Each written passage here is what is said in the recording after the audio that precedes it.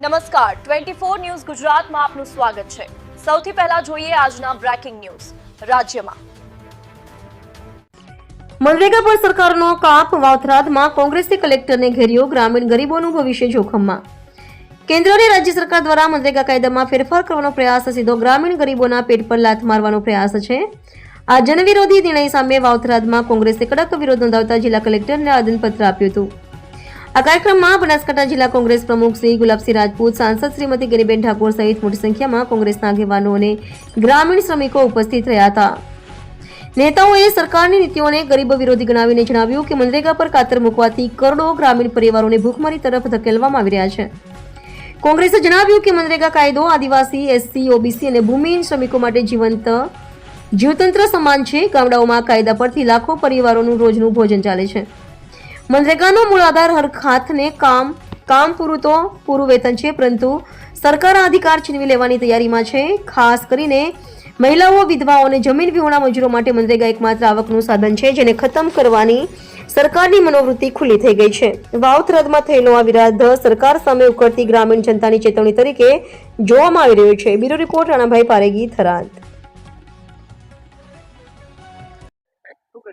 આજે વાવથરા જિલ્લા વતી સમગ્ર કોંગ્રેસના કાર્યકરો સૌ કાર્યકર્તાઓએ સાથે મળીને મનરેગા યોજના વર્તમાન જે લોકસભાની અંદર બિલ લાવીને કાયદામાં ફેરફાર કરીને જે યુપીએની સરકારે ગરીબ અને મધ્યમ વર્ગના લોકોને પોતાના વતનમાં જ રોજગારી મળે એના માટે કરીને કાયદો બનાવ્યો હતો। મનરેગા મહાત્મા ગાંધીજીના નામે આ ગ્રામીણ યોજના એ ડેવલપિંગ પણ થતું અને ત્યાં સ્થાનિક લોકોને રોજગારી પણ મળતી।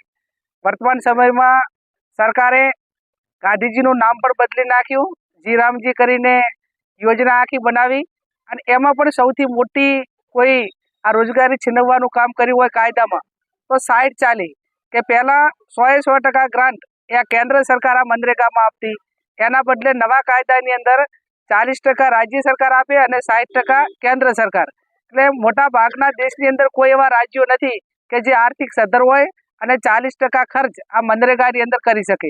એટલે સીધી રીતે આ યોજના બંધ કરી દીધી હોય એ પ્રમાણે આ કાયદામાં સુધારો લાવીને બિલ લાવીને ગ્રામીણ લોકોની રોજગારી છીનવી છે।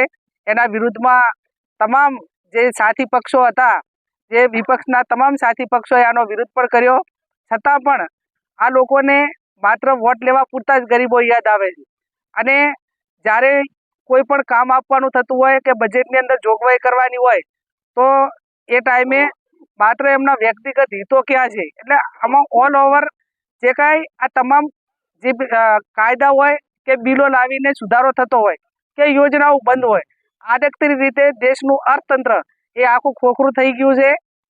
સરકાર રોજગારી આપવા માટે સક્ષમ નથી રહી અને એના હિસાબે આ તમામ જે કેન્દ્રથી કરીને જ્યાં પણ ભારતીય જનતા પાર્ટીનું શાસન છે રાજ્ય સરકારમાં એ બળજબરીપૂર્વક આના ઠરાવો થઈને અમલીકરણ થઈ રહ્યું છે। આના વિરુદ્ધમાં કોંગ્રેસ પાર્ટીએ લોકસભામાં વિરોધ કર્યો હતો। અત્યારે આખા દેશની અંદર આવેદનપત્ર આપીને ફરી આ લોકોની જે રોજગારી જે કાયદો ઓરિજિનલ હતો એ કાયદો પાછો લાવે એ અમારી માંગ છે અને આવનાર સમયની અંદર જ્યાં પણ ગ્રામ્ય વિસ્તારમાં મનરેગા યોજના હેઠળ જ્યાં પણ કામોની માગણી હોય ત્યાં સંપૂર્ણ રીતે બજેટની ફાળવણી કરે એ અમે આમના માધ્યમથી માગણી કરીએ।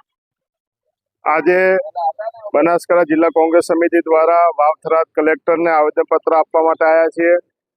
જે રીતે કેન્દ્ર સરકારે 2005માં મનરેગા કાયદો બન્યો અને દરેકને પોતાના ગામની અંદર એનો રોજગારનો અધિકાર આપવામાં આવ્યો। 100 દિવસની રોજગારી, જે પણ કોઈ મજદૂર તરીકે કામ કરવા માંગતા હોય એને ગામમાં રોજગારી મળે એનો કાયદો આપવામાં આવ્યો અને જો કામ ના આપી શકે તો એને બેરોજગારી ભથ્થું આપવાનું જે નક્કી કરવામાં આવે એને અંદર હમણાં છેલ્લા સત્રની અંદર આલન ફાલનની અંદર કાયદો આખો બદલી નાખવામાં આવ્યો।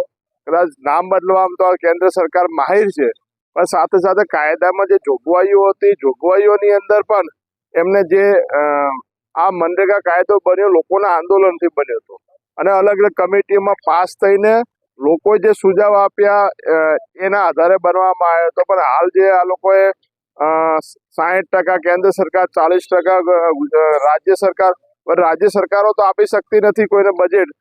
મનરેગા યોજના પણ ગુજરાતની અંદર સરખી 100 દિવસની જગ્યાએ 51-52 દિવસનો રેશિયો બને છે કામનો, અને તેમ છતાં જે લોકોને પહેલાના કાયદા પ્રમાણે જ્યાં પોતાના ગામમાં રોજગાર આપવાની વાત હતી ને હવે નવા કાયદાની અંદર સરકાર જ્યાં ઈચ્છે ત્યાં રોજગાર આપવાની વાત કરી રહી છે. એટલે ક્યાંક ને ક્યાંક ગામની અંદર રહીને પોતાના જીવન ગુજારવા માટે કરીને મનરેગા કાયદો એક એમના માટે સંજીવની સ્વરૂપ હતો એ તોડી નાખવામાં આવ્યો છે. એના વિરોધમાં આજે સૌ આવેદનપત્ર આપવા આવ્યા છે.